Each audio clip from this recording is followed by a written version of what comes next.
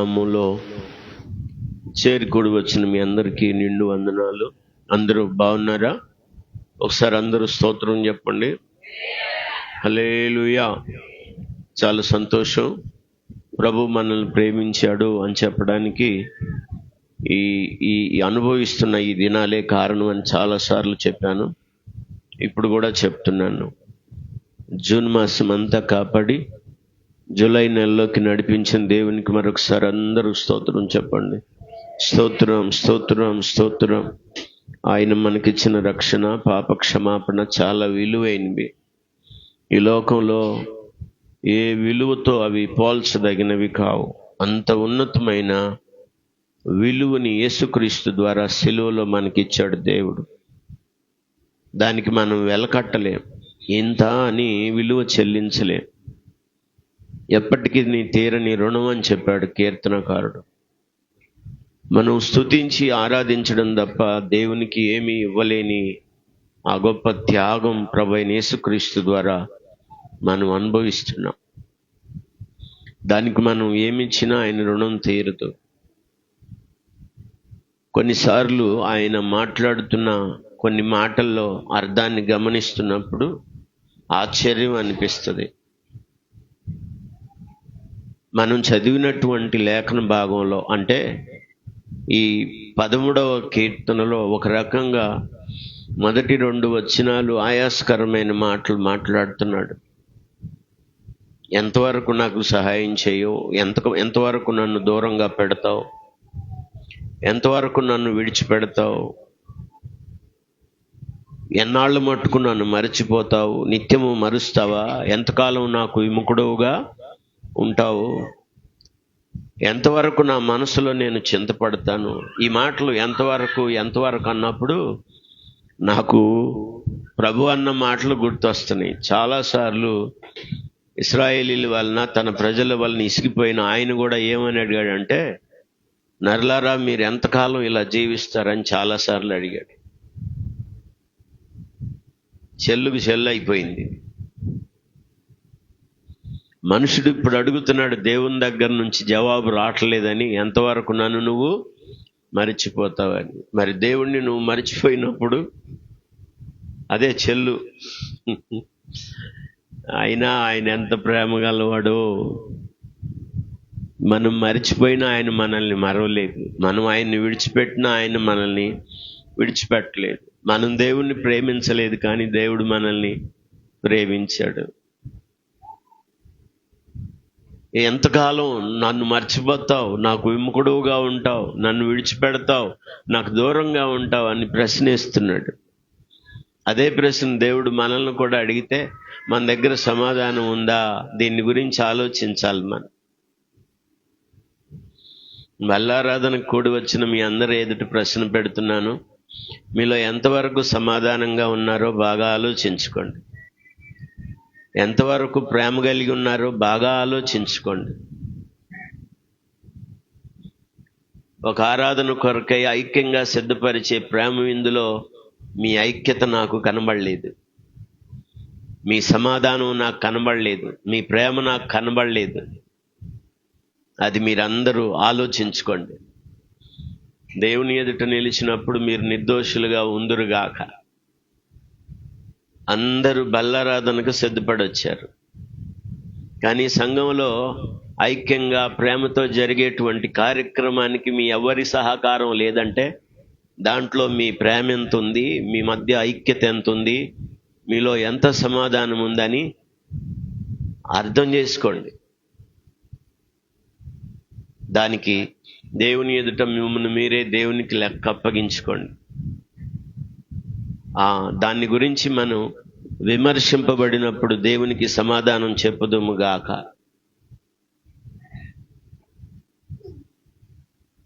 ఏదో నామకే వాస్తేగా అయ్యే పని కాదు ఇది. ప్రభు ఎదుట మనం నిలుస్తున్నాం. ఆయన శరీరంలో, ఆయన రక్తంలో పాలు పంపులు పొందటం అంటే ఆయనతో మనం సమాన పాలిభాగస్తులం అవుతున్నాం. ఇంకా అశాంతి, ఇంకా పాపంతో కూడిన మచ్చలు, మరకలు, ఆ డాగులు, ఆ అపవిత్రత ఇంకా ఉంటే ప్రభు బల్లలో పాలు పంపులు పొంది దోషులు అవ్వడమే కానీ ఎప్పటికీ నిర్దోషులు కాలేరు. ఇంకా అసమాధానం, ఇంకా అశాంతి, ఇంకా అనైక్యత. ఇంకా యేసు రక్తంలో నువ్వు కొనబడింది ఎక్కడ? యేసు రక్తంలో కడగబడింది ఎక్కడ? యేసు రక్తంలో పవిత్రపరచబడింది ఎక్కడ? యేసు రక్తంలో శుద్ధీకరించబడింది ఎక్కడ?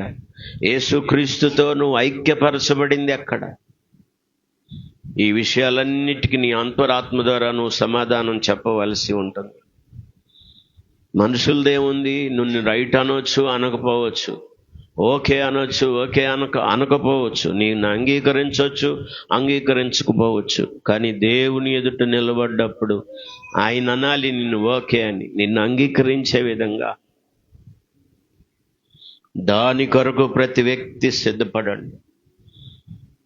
ఇంకా పట్టింపులు, ఇంకా దేవునికి విరోధమైన అశాంతి, అసమాధానం మనలో ఉంటే ప్రభు దగ్గరకు వచ్చినట్టుగా కనబడి మనం దేవుని సన్నిధిలో ఒక రకమైనటువంటి భక్తి ముసుగు వేసుకున్న వేషధారులం అవుతాం. యెషయా గ్రంథంలో ఆ మాటగా చెప్పాడు. ఓసారి చూడండి. ప్రభు సన్నిధిలో నిలిచిన మనం జాగ్రత్తగా ఉండాలి. 29వ అధ్యాయంలో 13వ వచనం, యెహోవా ఇలాగూ సెలవిచ్చుచున్నాడు, ఈ ప్రజలు నోటి మాటతో నా యొద్దకు వచ్చుచున్నారు, పెదవులతో నన్ను గనపరచుచున్నారు, కానీ తమ హృదయము నాకు దూరము చేసుకొని ఉన్నారు. దేవుని పిల్లల హృదయాలు ఇప్పుడు దేవునికి దగ్గరగా లేవు. వాక్యానికి లోబడే పరిస్థితులు లేవు.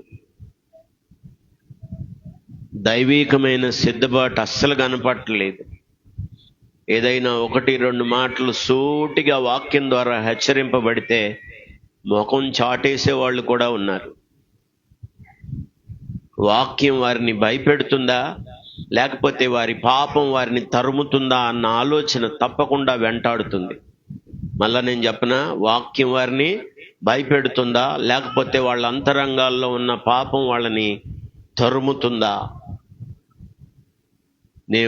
దేవునికి దూరం అవడానికి, దేవుని సన్నిధికి దూరం అవడానికి, ఆరాధనకు దూరం అవడానికి ఈ 2 కారణాలు. నువ్వు వాక్యానికన్నా లోబట్టలేదు, లేదంటే నీలో ఉన్న పాపమన్నా నిన్నేం చేస్తుందంటే తరుముతా ఉంది. ఈ 2 విషయాలకు నీ అంతరాత్మ ద్వారా నువ్వు సమాధానం చెప్పాలి. బల్లారాధన అంటే ఎంతో భయముతో, ఎంతో భక్తితో, పట్టింపులతో, పంతాలతో, అసమాధానంతో చేసేది కాదు అది. అందుకే ప్రతి వాడు తన్ను తాను ఏం చేసుకోవాలంటే పరీక్ష చేసుకొని ఆయన శరీరంలో, ఆయన రక్తంలో పాలు పంపులు పొందాలి అన్నాడు. ఎందుకంటే మనం దోషులుగా కనపడకూడదు ఆయన దృష్టికి, మనం అపరాధులం కాకూడదు, ఆ తర్వాత వచ్చే శిక్షను మనం భరించకూడదు. మనుషులు చూస్తున్నారు కాబట్టి ఆయన శరీరంలో నేను కూడా పాలు పంపులు పొందకపోతే ఎవరైనా నన్ను క్వశ్చన్ చేస్తారేమో, సిద్ధపడలేదా, లేకపోతే వ్యక్తిగతంగా లోపల నీకు సిద్ధపాటు లేదా అని అంటారని పాలు పంపులు పొందకూడదు. దేవుని వైపే చూడాలి. ఆయన మనకిస్తున్న సిద్ధపాటులో మనం వెళ్ళాలి. 3 కోడికల్లో అతి విస్తారమైన దేవుని వాక్యం ప్రకటించబడింది. ఒకే అంశం మీద 3 వర్తమానాలు మనం వింటూ వచ్చాం. మన మార్గాల మీద మనకు పరిశీలన ఉందా? అందుకే మార్గాల్లోకి వెళ్ళి విచారించి తెలుసుకోండి. మేలు కలుగు మార్గం ఏది అని అడిగి తెలుసుకోండి. అప్పుడు మీకు నెమ్మది కలుగుతుంది. విచారించాలి, అడిగి తెలుసుకోవాలి. దాంట్లో నెమ్మది కలుగుతుందా లేదా? అది పరమునకు పోయే జీవ మార్గమా కాదా? నన్ను దృష్టి మళ్లించి దేవునికి విరోధంగా నడిపిస్తుందా? అబద్ధ మార్గంలో, అసత్య మార్గంలో, తప్పు మార్గంలో. ఇంకా మనం తప్పు మార్గాల్లో ఉంటే దేవుని చేత ఎలా అంగీకరించబడతాం? మన భక్తి ఎలా అంగీకరించబడుతుంది? బాగా ఆలోచించాలి. మీరు బాగా పరీక్షించుకోవాలి. బల్ల దగ్గరకు వచ్చినప్పుడు పరీక్షించుకోవాలి. కొరింథీ మొదటి పత్రిక 11వ అధ్యాయం 28, 29 వచనాలు చూడండి. కాబట్టి ప్రతి మనుష్యుడు తన్ను తాను పరీక్షించుకొనవలెను. అలాగూ చేసి ఆ రొట్టెను తిని ఆ పాత్రలోనిది త్రాగవలెను. చెప్పండి, ఎలా తాగాలి ఆయన పాత్రలోనిది? ఎలా తినాలి ఆయన పాత్రలోనిది? అంటే ప్రతి మనుష్యుడు కూడా తను తాను పరీక్షించుకోవాలి. ఇప్పుడు జరిగిన 3 వర్తమానాల్లో ఈ చివరి మాటను కలపండి. అక్కడ నా మార్గాలను నేను పరిశీలించుకుంటున్నాను 3 వర్తమానాల్లో మాట్లాడుతూ వచ్చాడు. ఇక్కడ నిన్ను నువ్వే పరీక్షించుకోవాలి. ఆయన శరీరంలో, ఆయన రక్తంలో పాలు పంపులు పొందడానికి నీకే పరీక్ష అవసరం. ఆ పరీక్షలో అవిశ్వాసపు జాడలు, అవిధేయత జాడలు, దేవునికి ఆయాసం కలిగించేటువంటి జాడలు గుర్తించి వాటిని తొలగించి దేవునితో మనం సమ్మతి పడాలి, సమాధాన పడాలి, దేవునితో మనం ఐక్యపరచబడాలి. ఈ పాత్రలో పాలు పంపులు పొందటం అంటే యేసుక్రీస్తులో పాలివారం అవ్వటం, ఆయన శరీరంలో అవయవాల్లాగా రూపాంతరపరచబడటం. ఆ విషయాన్ని ఎవ్వరూ విస్మరించొద్దు. ఈయన అంటున్నాడు, ఎందాక నాకు దూరంగా ఉంటావు, ఎన్నాళ్ళు నన్ను మరిచిపోతావు. లేదు, దేవుడు అంటున్నాడు, నువ్వే నన్ను మరిచిపోయావు. ఈ మధ్య రీసెంట్గా నేను వరుసగా చెప్తున్నాను, కన్యక యవనురాలు తన ఆభరణాలు మరిచిపోతుందా? పెండ్లి కుమార్తె తన వడ్డాణాన్ని మరుచునా? నా ప్రజలు లెక్కలేనన్ని మార్లు, లెక్కలేనన్ని దినములు నన్ను మరిచిపోయింది దేవుడు కాదు, నువ్వు మరిచిపోయింది మనం. అంతేగాని దేవుడి మీద వేయకో, దేవుడు నన్ను మరిచిపోయాడు. చాలాసార్లు ఆ మాటలు వింటున్నాం. ఒక రకంగా దేవుని మీద ఆయాసం వెళ్ళగక్కుతున్నారు. దేవుని మీద ఆయాసం వెళ్ళగక్కేంత సంసిద్ధత మన దగ్గర లేదండి. ఎందుకంటే ఆయన ఎప్పుడు అన్యాయస్తుడు కాడు. చెప్పండి, ఆయన ఎప్పుడు అన్యాయస్తుడు? ఎవరికి అన్యాయస్తుడు కాదు. ఆయన అన్యజనులను కూడా ఆయన ప్రేమించేవాడు, దూరంగా ఉన్నవారిని కూడా ప్రేమించేవాడు. ఆయన అపరాధులను, నిరపరాధులను కూడా ప్రేమించేవాడు. ఆయన విశ్వాసులను, అవిశ్వాసులను కూడా ప్రేమించాడు. లోకాన్ని ప్రేమించాడు అంటే లోకంలో అందరూ లేరు, కొందరే ఉన్నారా? అందరూ విశ్వాసులే ఉన్నారా? దేవుడు లోకమును ఎంతో ప్రేమించాను. చెప్పండి, లోకంలో విశ్వాసులే ఉన్నారా? అవిశ్వాసులు కూడా ఉన్నారా? దేవుని జనులే ఉన్నారా? అన్యజనులు కూడా ఉన్నారా? అందరినీ ప్రేమిస్తూనే ఉన్నాడు. ఆయన ప్రేమ మార్పులేని ప్రేమ. దేవుడు నిన్ను మర్చిపోవడం ఏంటి? దేవుడు మర్చిపోతే మన సంగతి అంతే కదా.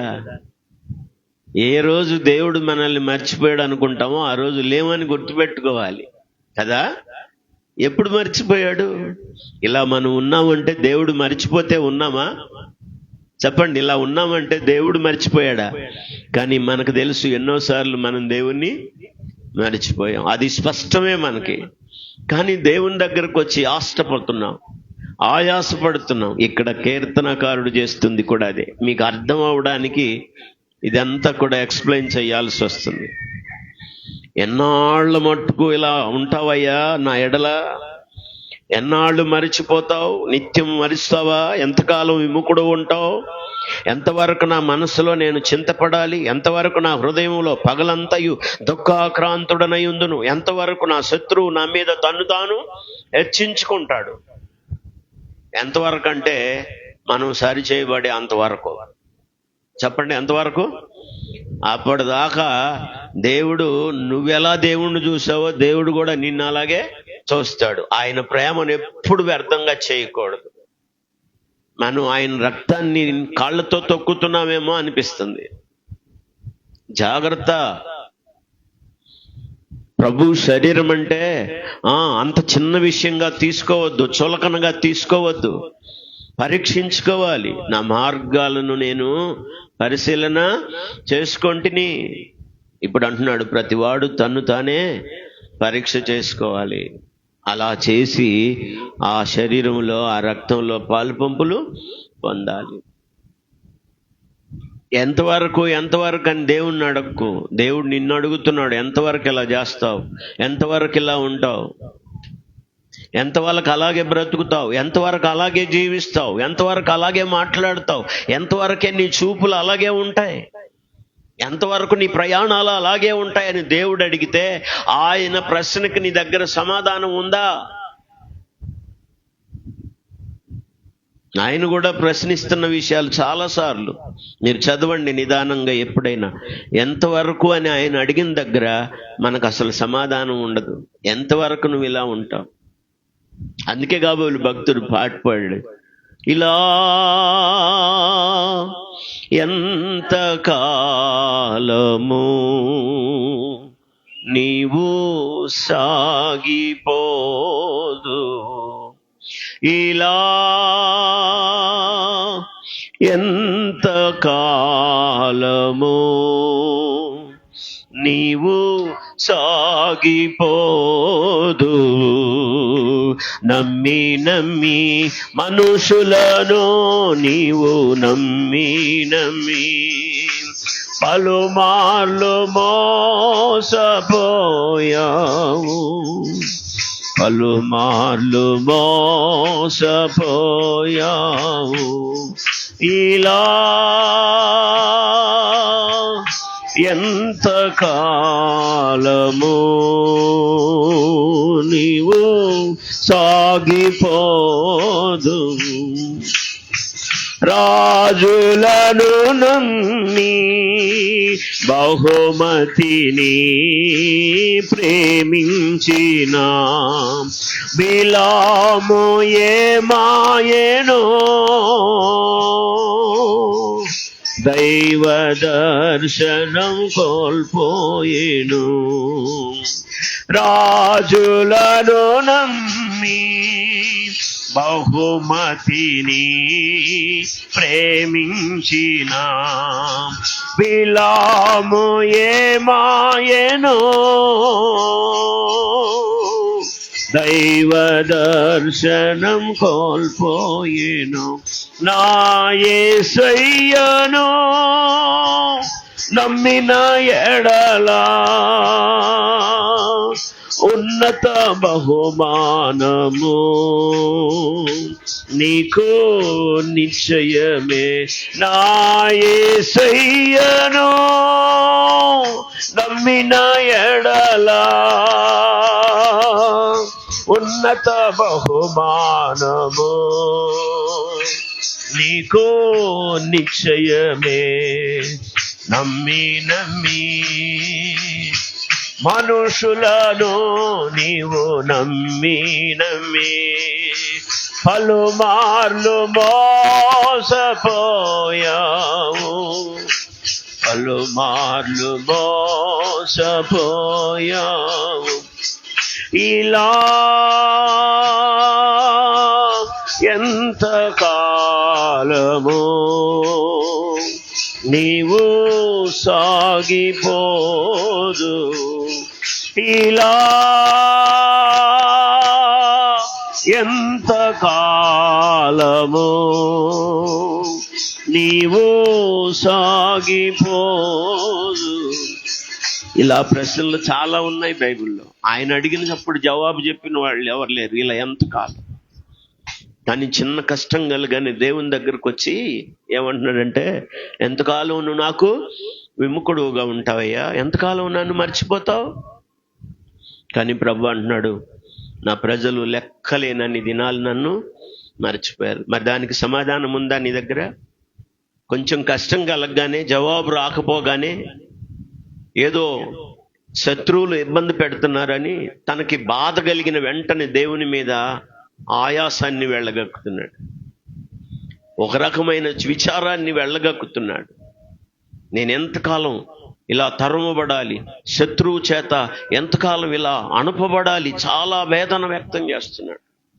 మొదటి 2 వచనాలు ఒక రకమైన ఆయాసం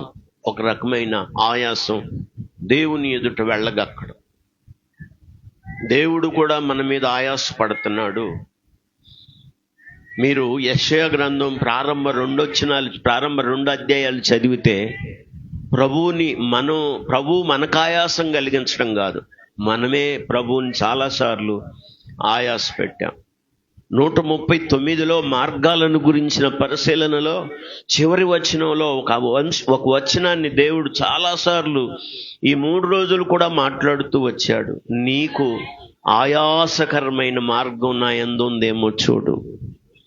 చాలాసార్లు మన మాటల్లో, మన క్రియల్లో, మన ప్రవర్తనలో, మన యొక్క నడవడికలో దేవుణ్ణి చాలాసార్లు ఆయాస పెట్టాం. కానీ ఇక్కడ కీర్తనాకారుడే దేవుని మీద ఆయాస పడుతున్నాడు. దేవుడు అలా అడుగుతున్నాడు. మీరు తెలుసా ఆ సంగతి? యెషయా గ్రంథం చూడండి. వాక్యం చదవగలిగిన వాళ్ళు తప్పకుండా వాక్యం చదవాలని నేను ప్రేమతో మీకు ఆహ్వానాన్ని తెలియచేస్తా ఉన్నాను. 1వ అధ్యాయంలో వాక్యాన్ని చూడండి. కొన్ని మాటలు తప్పకుండా 13వ వచనం నుండి చదువుదాం. మీ నైవేద్యము వ్యర్థము, అది నాకు అసహ్యము పుట్టించు ధూపార్పణము, దానిని ఇక తేకుడి. అమావాస్యయు విశ్రాంతి దినమును సమాజ కూట ప్రకటనము జరుగుచున్నవి. పాపులు గుంపు కూడిన ఉత్సవ సమాజము నేను వచ్చజాలను. మీ అమావాస్య ఉత్సవములు నియామక కాలములు నాకు హేయములు, అవి నాకు బాధాకరములు. వాటి వలన నేను, చెప్పండి ఏం చేశాడంటే ఆయన విసిగిపోయాడు. ఆయన అంటే ఎంత ఆయాసం కలిగిందో ఆయనకి. విసుగు కలిగించారు వాళ్ళు. మీరు చేతులు చాపునప్పుడు మీరు మిమ్మల్ని చూడక నా కన్నులు కప్పుకుంటాను. మీరు బహుగా ప్రార్థన చేసినను నేను విన్నాను. మీ చేతులు రక్తముతో నిండి ఉన్నాయి. మిమ్మును కడుగుకొనుడి, శుద్ధి చేసుకొనుడి. ప్రియులారా, ఈ మాటలు చదువుతున్నప్పుడు ఏమనిపిస్తుంది? దేవునిలో దోషముందా? మనలో దోషముందా? ఆకాశమా ఆలకించు, భూమి చెవియొగ్గు. నేను పిల్లలను పెంచి గొప్పవారిని చేశాను, వారు నా మీద తిరగబడ్డారు. దేవుడు తిరగబడ్డా? మనం తిరగబడ్డామా? చెప్పాలి. మనం తిరగబడ్డాం కానీ దేవుడు ఎక్కడ తిరగబడలేదు. మీరు నాకు అన్యాయం చేశారా, మిమ్మల్ని నేను ఇంత గొప్ప వాళ్ళని చేశాను రా అని దేవుడు ఎప్పుడూ అనలేదు. ఆయన ప్రేమిస్తూనే ఉన్నాడు. రాత్రి కూడా చెప్పాను, తప్పిపోయి తిరిగి తిని వేశ్యలతో ఆస్తంతా పాడు చేసిన తండ్రి దృష్టి అంతా ఎటుందంటే తప్పిపోయి తన వైపు మళ్ళుకున్న కుమారుడి పైనే ఉంది, ఆ మార్గం తట్టే ఉంది. అంతగా ప్రేమిస్తున్నాడు ఆయన. ఆయనకు ప్రేమకు వెలకట్టలేం, మూల్యం చెల్లించలేం. గంభీరంగా స్తోత్రం చెప్పండి గట్టిగా, చెప్పాలి గట్టిగా హల్లెలూయా. నేను మీ అందరికీ ప్రేమతో ఆహ్వానాన్ని తెలియచేస్తున్నాను.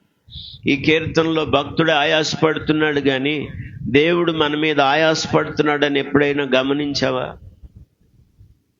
ఎంతకాలం అని ప్రశ్న. కొన్నిసార్లు నేనంటాను, అబ్రహాం దగ్గరికి తీసుకెళ్తే అబ్రహాం కొంత వేదన కలిగింది. ఎప్పుడో 75 సంవత్సరాలు నాకు వచ్చినప్పుడు చెప్పావు, రమ్మన్నావు, ఆశీర్వదిస్తానన్నావు.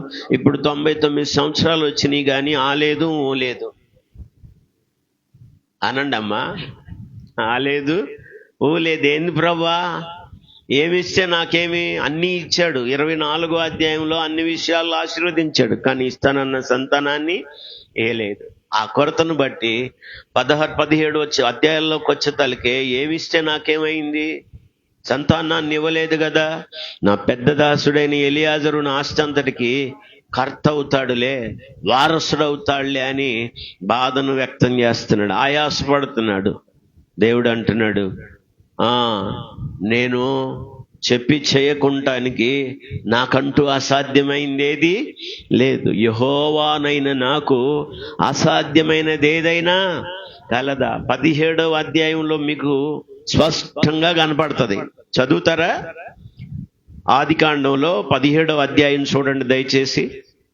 వాక్యం చదవగలిగిన వాళ్ళు జాగ్రత్తగా వాక్యం చదవాలని మీ అందరికీ నేను ఆహ్వానాన్ని తెలియచేస్తా ఉన్నాను. పరిశుద్ధ గ్రంథంలో నుంచి ఆదికాండం 18 చూడండి, క్షమించి 18లో 14 వచనం, యెహోవానైన నాకు అసాధ్యమైనది ఏదైనా కలదా?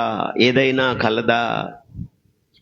ఈయన అంటున్నాడు 15లో, నాకు సంతానం ఇవ్వలేదు కదా, నేను సంతానంలో లేనివాడని అయిపోతున్నానే, కాబట్టి నా దమస్కు ఎలియాజరే నా ఇంటికి కర్త అవుతాళ్లే అంటే దేవుడు అంటున్నాడు, ఇదిగో నాకు అసాధ్యమైంది ఏదైనా కలదా? నీకు వాగ్దానం చేసినట్టుగా నేను ఇస్తాను అంటే మధ్యలో కొంత ఆయాసం, కానీ వాక్యం ఏం చదువుతున్నామంటే వాగ్దానం చేసిన దేవుడు నమ్మదగిన వాడని అబ్రహాము నమ్మినట్టుగా రోమాపత్రికలో రాశాడు 4వ అధ్యాయం. ఆయన అబద్ధికుడు కాడు, మాట తప్పేవాడు కాడు. చాలాసార్లు మనమే 100 సంవత్సరాలు వచ్చినప్పుడు కూడా తాను ఇచ్చిన మాటకు ఆయన కట్టుబడి ఉన్నాడు. అక్షరాల తన గర్భం, సారా గర్భం కూడా ముసలితనంతో ఉడిగిపోయినా కూడా ఇది అసాధ్యం అని వారు నవ్వుతున్నా కూడా నవ్విన గర్భాలను తెరిచి సంతానాన్ని ఇచ్చి వాగ్దానాన్ని నెరవేర్చాడు. చప్పట్లు కొట్టి అందరూ స్తోత్రం చెప్పండి. దేవుడు ఎప్పుడు మాట తప్పడు. చాలాసార్లు మనమే మాట తప్పాం. ఆయన విడవడు, మనమే విడిచిపెట్టాం.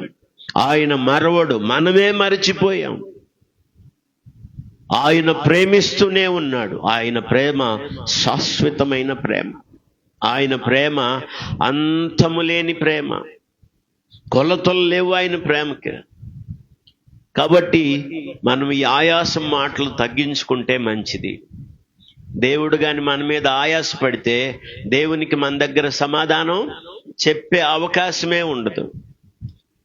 ఆయాసపడుతూ చివరికి ఆ మిగతా 2 వచనాల్లో అంటే 3, 4 వచనాల్లో మెల్లగా ప్రార్థనలోకి వచ్చాడు, దీనత్వాన్ని ధరించుకున్నాడు. 2 మానవులు అడిగాడు, దయచేసి 13వ కీర్తనలోకి రండి, 3వ వచనం, యెహోవా నా మీద దృష్టి ఉంచి నాకు ఉత్తరమిమ్ము. మళ్ళీ దీనత్వాన్ని ధరించుకున్నాడు. తర్వాత 4వ వచనంలో, నేను మరణ నిద్ర నందకుండా వాని గెలిచి తినని నా శత్రువు చెప్పుకొనకుండాను, నేను తూలిపోయి ఉండగా నా విరోధులు హర్షింపకుండాను నా కన్నులకు వెలుగిమ్ము. అద్భుతంగా మళ్ళీ దేవుని వైపు మళ్ళుకొని తగ్గించుకొని దీనత్వంతో ప్రార్థన చేశాడు. దీంట్లో దేవుడు మనం చేసిన కార్యాన్ని చూస్తే ఆశ్చర్యపోతాం.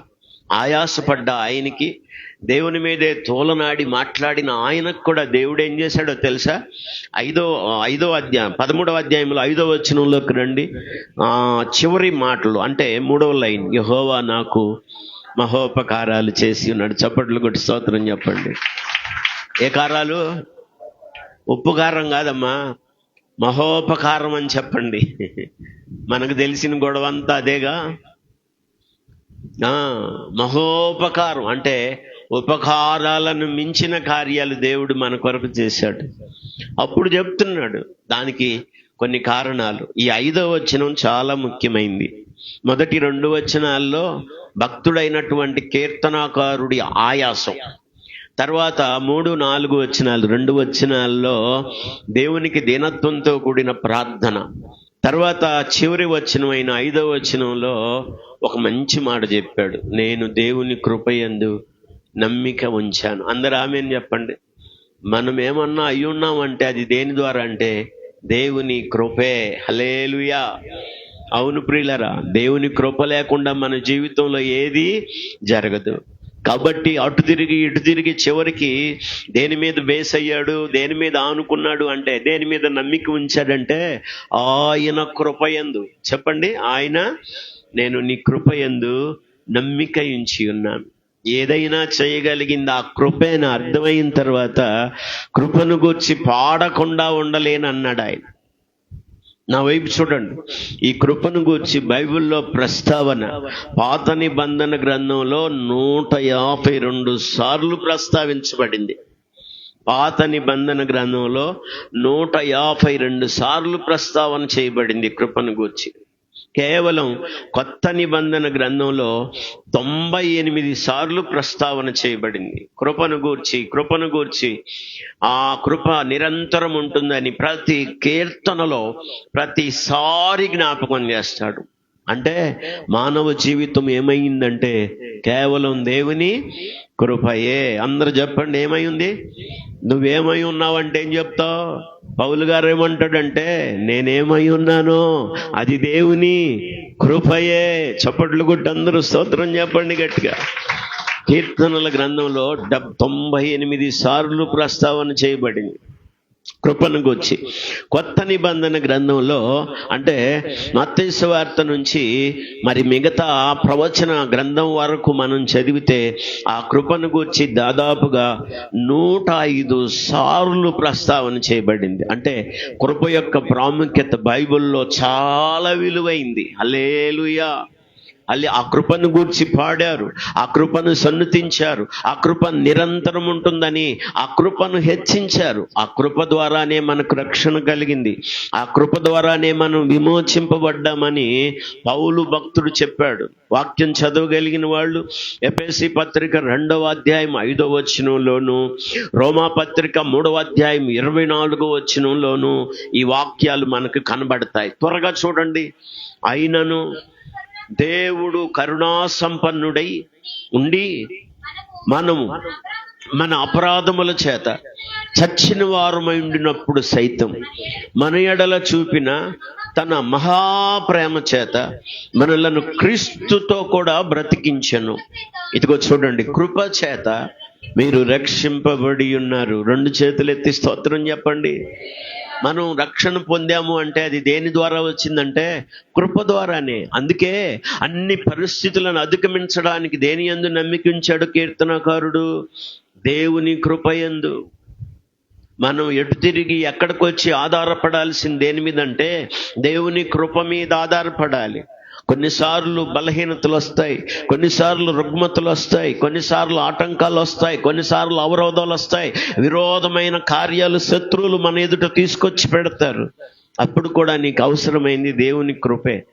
ముమ్మారు తనకొచ్చిన బలహీనతల్లో దేవుని సన్నిధికి వెళ్ళి పౌలు భక్తుడు ప్రార్థన చేశాడు, ప్రభువా ఇదిగో నా శరీరంలో ఒక ముళ్ళు దాన్ని తొలగించు ప్రభు అని ప్రార్థన చేశాడు. ప్రభు అన్నాడు, నీ బలహీనతల్లో నా బలం పరిపూర్ణమవుతుంది, నా కృప నీకు చాలు అన్నాడు. 2 చేతులు ఎత్తి స్తోత్రం చెప్పండి.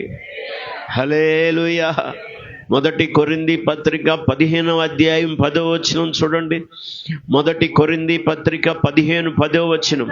అయినను నేనేమై ఉన్నానో అది దేవుని కృప వలననే అయ్యున్నాను, మరియు నాకు అనుగ్రహింపబడిన ఆయన కృప నిష్ఫలము కాలేదు గాని మనందరికంటే నేను ఎక్కువ ప్రయాసపడ్డాను.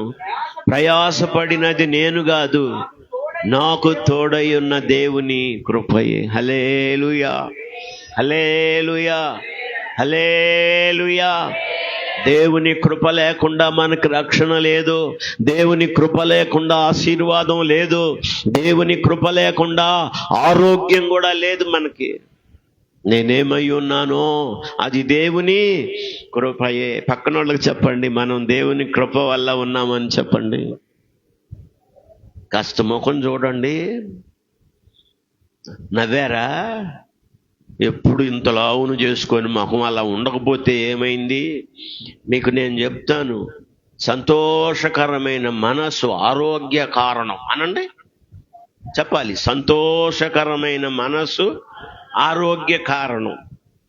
నలిగిన హృదయం ఎముకల కంట కుళ్ళు, లోపల ఎముకలకు కూడా జబ్బు వచ్చింది. కనుక ఎవరి మీద ఇంతలావును ముఖం పెట్టుకొని ఉబ్బబెట్టుకొని తిరగబాకండి. కాస్త నవ్వండి, హ్యాపీగా ఉండండి, స్తోత్రం చెప్పండి గట్టిగా.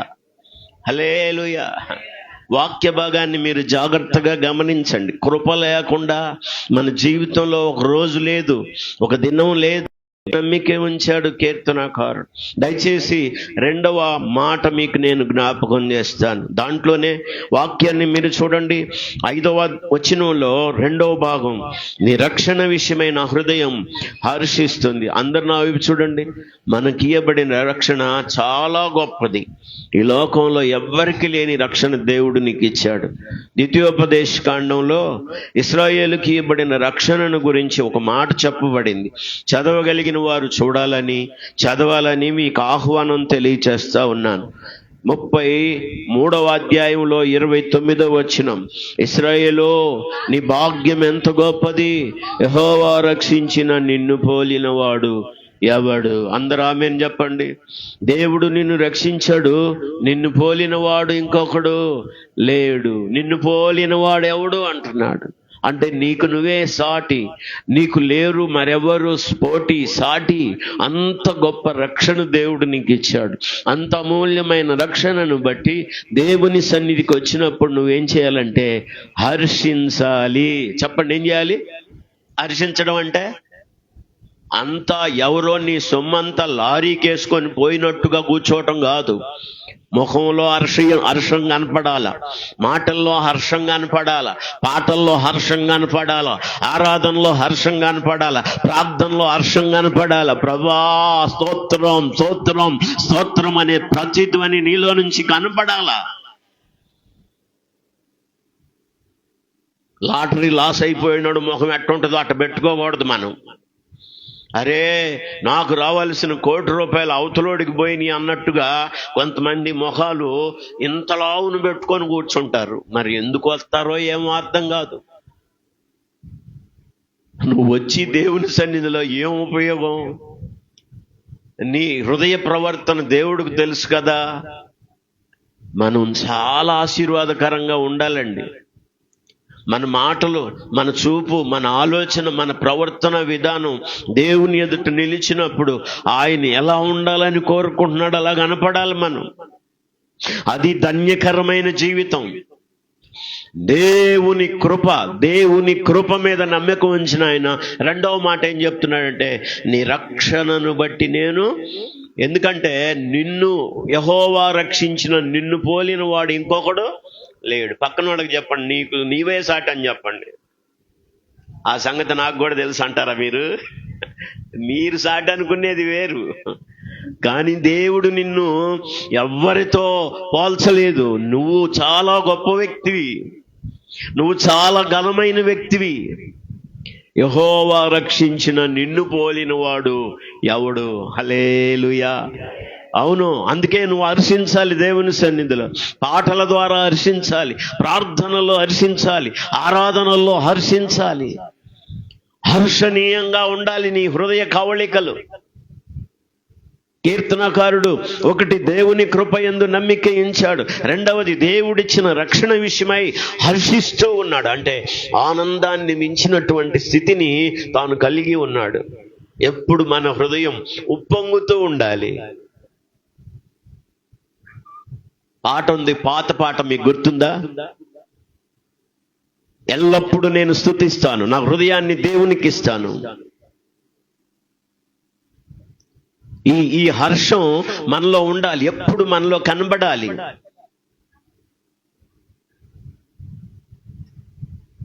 ఎప్పుడు కూడా దేవుని సన్నిధిలో హర్షణీయంగా నువ్వు ఉండాలి, హర్షించదగిన విధంగా నువ్వు ఉండాలి.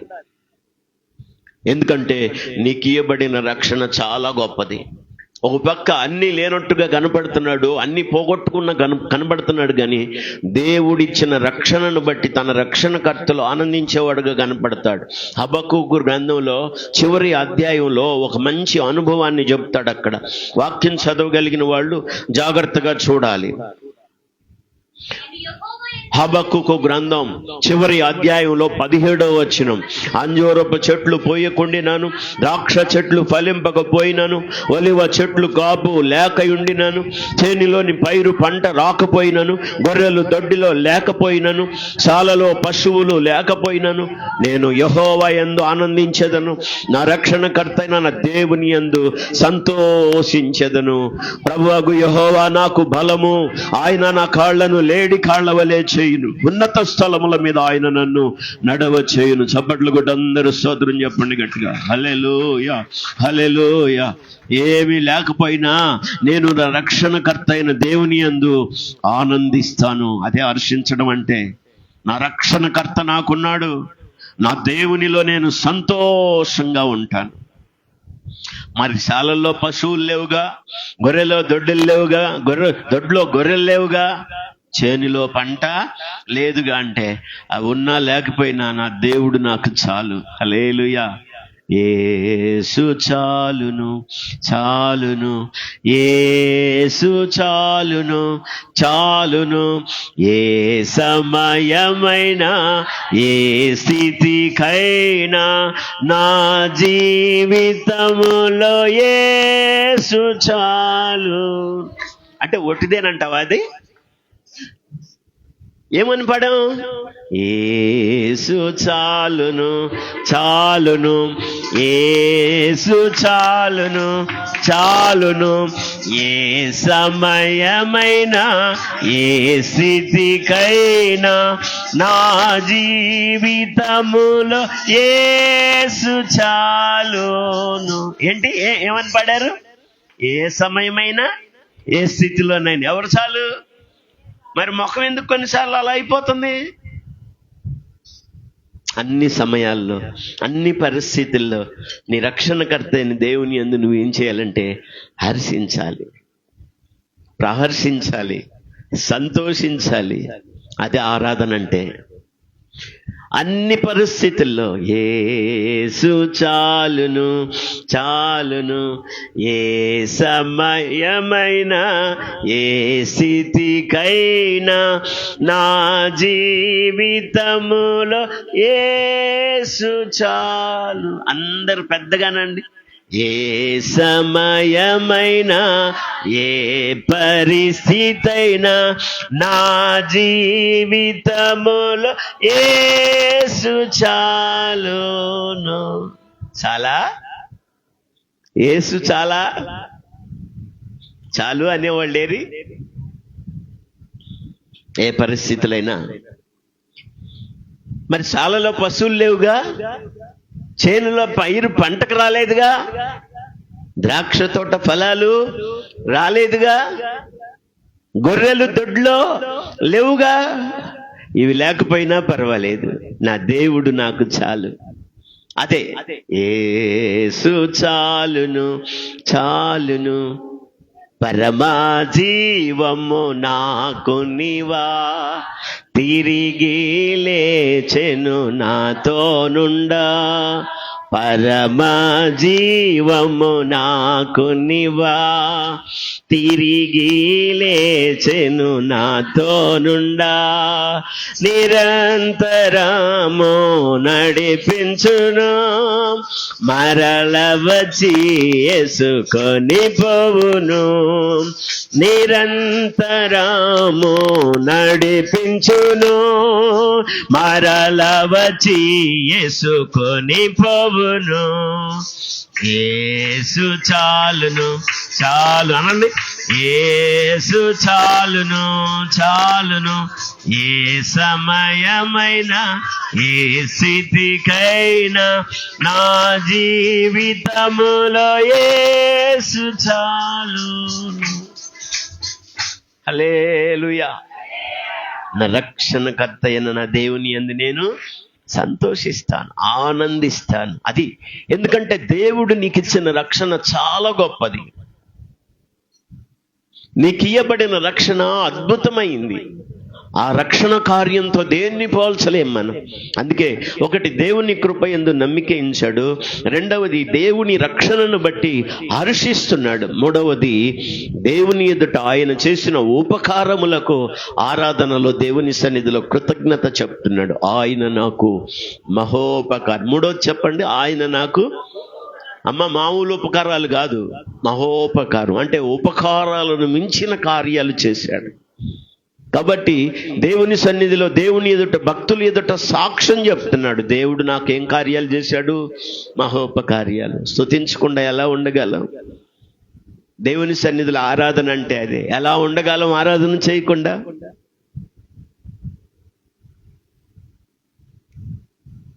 నీ మేళ్లకు అలవాటైన నేను నిన్ను స్తుతించకుండా ఉండలేనని చెప్పి పాడుతున్నాడు భక్తుడు.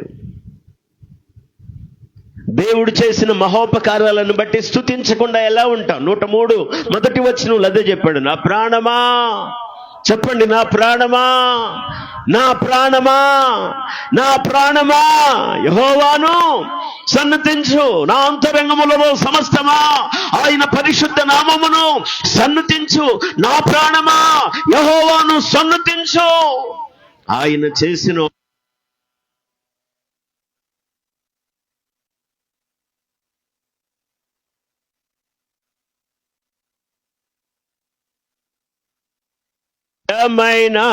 ఏ స్థితి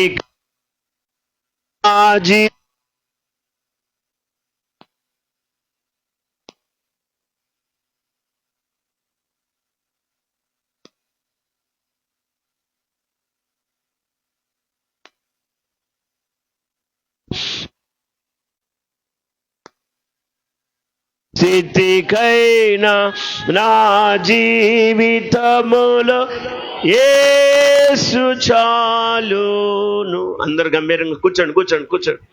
నా జీవితములో యేసు చాలును.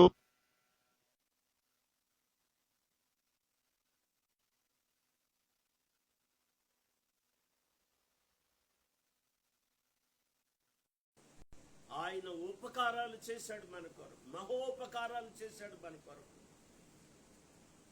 తర్వాత నాలుగవది, ఆయన చేస్తున్న పని ఏంటంటే ఆయనను కీర్తిస్తా ఉన్నాడు. చెప్పండి, ఆయనను. దేవుని సన్నిధికి వచ్చి ఒక పాట అన్న పాడావా? ఆ సర్దుబాటు నీకుందా? పాట పాడే వాళ్ళతో ఏకీభవించావా? ఆరాధన చేసే మనసుందా? నీ కొరకు చేసిన కార్యాలను బట్టి ప్రభు బల్లలో పాల్పంపులు పొందేవారికి దేవుడు చెప్పిన మాట ఏంటో తెలుసా? మీరు దీన్ని చేయనప్పుడల్లా బోధిగంతాల వరకు నాకు సాక్షులు. ఆయనను కీర్తించాలి, ఆయనను కొనియాడాలి, ఆయనను మహిమపరచాలి. 149వ కీర్తన అనుకుంటాను, చూడండి. బైబిల్ నుండి వాక్యం చదవగలిగిన వాళ్ళు, వాక్యం చూడాలని, వాక్యం చదవాలని మీ అందరికీ నేను ఆహ్వానం తెలియజేస్తున్నాను. 140 దయచేసి 9వ కీర్తన అనుకుంటాను, చూడండి. 145వ అధ్యాయాన్ని చూడండి. కొన్ని మాటలు తప్పకుండా మీరు చూడాలని మీకు నేను ఆహ్వానాన్ని తెలియజేస్తా ఉన్నాను. రాజువైన నా దేవా, నిన్ను గణపరచెదను, నీ నామము నిత్యము సన్నుతించెదను. అనుదినము నేను నిన్ను స్తుతించెదను, నిత్యము నీ నామమును స్తుతించెదను. అందరూ 2 చేతులెత్తి స్తోత్రం చెప్పండి. అనుదినం, దినదినం, నిత్యము దేవుని మనం కీర్తించాలి, స్తుతించాలి, ఆరాధించాలి. ఈ సిద్ధబాటు మనకు లేకపోతే మనం దేవుని పిల్లలమన్న ఆదర్శం ఎవరికీ తెలియదు, అసలెవరికీ అర్థం కాదు. దినదినం, అనుదినం, నిత్యం అనండి. దినదినం, అనుదినం, నిత్యము దేవుని కీర్తించాలి. ఆ కీర్తించడంలో నిమగ్నమైపోయాడు తాను. బ్రతుకు కాలం అంతా కూడా కీర్తనగాడు. ఒకసారి అంటాడు, మాట చెప్తాడు, నా బ్రతుకు కాలం అంతా నేను ఆయనకి కీర్తనలు పాడతాను. ఎంతకాలం? అందరు చెప్పండి, ఎంతకాలం? బ్రతుకు కాలం అంటే పాట మాత్రం పాడతాం. దేవుణ్ణి స్తుతించుడి ఎల్లప్పుడు, ఎల్లప్పుడు అని పాడతాం, కానీ అది సరిగ్గా మనం నెరవేర్చట్లేదు. అప్పుడప్పుడు అని పాడుకుంటే బాగుండు. ఎప్పుడెప్పుడు అనండి. దేవుణ్ణి స్తుతించుడి అప్పుడప్పుడు అలా పాడుకుంటే బాగుండు. ఎందుకంటే మనం చేస్తున్న అదే కాబట్టి. మనకు కుదిరినప్పుడు, మనకే పని లేనప్పుడు, మనకే ఆటంకం లేనప్పుడు అట్ట కాదండి. నిత్యము, అనుదినము, దినదినము దేవుని కీర్తించి, దేవుని కొనియాడే వారంగా ఉండాలి, దేవుని మహిమపరిచే వారంగా ఉండాలి, దేవుని మహోపకారాలను సాక్ష్యం ఇచ్చే వారంగా ఉండాలి. ప్రభు బల్లలో పాల్పంపులు పొందేవారికి అదే చెప్పాడు, బోధిగంతాల వరకు మీరు నాకు సాక్షులై ఉంటారు. దేవుని కొరకు బ్రతకడం అంటే అది. ఒకవేళ ఈ ఇంటి నుంచి ఇంకొక ఇంటికి నువ్వు వెళ్తే ఎవరిని గురించి చెప్పాలి? నేను చెప్పింది అర్థమైందా? మీ ఇంటికాడ నుంచి ఇంకొక ఇంటికి నువ్వు వెళ్తే, లేకపోతే మీ వాళ్ళింటికాడ నుంచి ఇంకొక ఇంటికి వెళ్తే, ఏళ్ల మీద వాళ్ళకి చెప్పి వాళ్ళ మీద ఏళ్ళకి చెప్పటం కాదు. నువ్వు చెప్పాల్సింది ఎవరిని గురించి అక్కడ. కానీ అలా చేసేవాళ్ళు ఎంతమంది? నేను దేవుణ్ణి గురించే మాట్లాడతానన్న వాళ్ళు స్తోత్రం చెప్పండి.